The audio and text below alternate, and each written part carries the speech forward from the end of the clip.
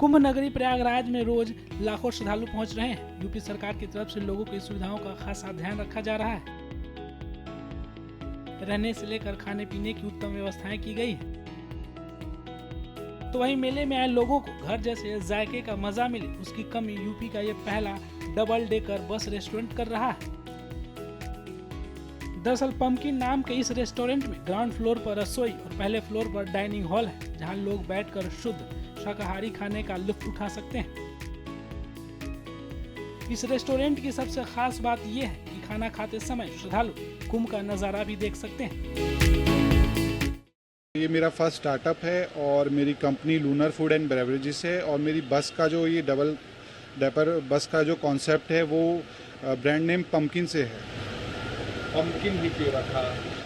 Sir pumpkin रखने का basically main reason ये था कि जितने भी हमारे जो धार्मिक फेस्टिवल्स और जो भंडारे वगैरह जैसे टाइप होते हैं तो उसमें शुद्ध मतलब पवित्र जो एक माना जाता है फल सब्जी के रूप में वो पंपकिन है, कद्दू माना जाता है। तो उसी के थीम पे मैंने ये पंपकिन नाम रखा है, जिससे ये है कि कस्टमर को या मेरे गेस्ट को ये फील हो कि उनको घर जैसा ही मतलब खाने का स्वाद का वो टेस्ट का अनुभव हो। रेस्टोरेंट तमाम खाने की दुकान अलग अलग होती है, यहाँ खास क्या है महाकुंभ को देखते हुए? सर जो standing out other traditional restaurants होते हैं उस कंसेप्ट को हमने अलग करके यहाँ कुंभ से अपनी शुरुआत की है।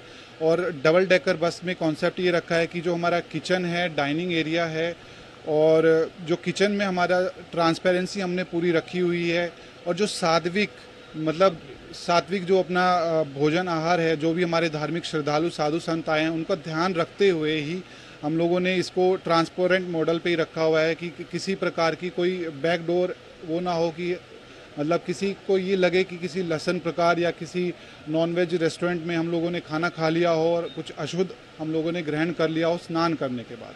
तो इस चीज़ का हमने बहुत अच्छे से ख्याल रखा है कि किसी भी श्रद्धालु को किसी प्रकार की कोई समस्या ना हो।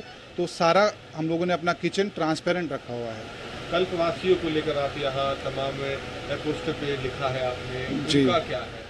उनके लिए सर हम लोग ऑन डिमांड जो हमारे श्रद्धालु जैसे जिनका फास्ट होता है तो ऑन डिमांड हम लोग उनके लिए जो भी फलाहार या जो भी सात्विक भोजन होता है बिना लहसुन प्याज का वो हम उनको उपलब्ध कराएंगे। और कहाँ खोलने का आपकी प्लानिंग है? अभी चौथा आपका ये स्टार्टअप कब शुरू किया और आगे का क्या विस्तार है? सर ये मेरा फर्स्ट स्टार्टअप है और महाकुंभ से ही मैंने इसकी शुरुआत की है। और जितने भी हमारे देश में धार्मिक स्थल हैं और जैसे अयोध्या हो गया, काशी विश्वनाथ, मथुरा, वृंदावन, तो मेरा आगे फ्यूचर गोल यही है कि मैं वहाँ भी इसको इसी कंसेप्ट को आगे लेके चलूँ। इस startup double decker bus restaurant के मालिक की माने तो भविष्य में इस कॉन्सेप्ट को काशी, मथुरा, अयोध्या जैसे धार्मिक स्थलों पर भी शुरू करेंगे।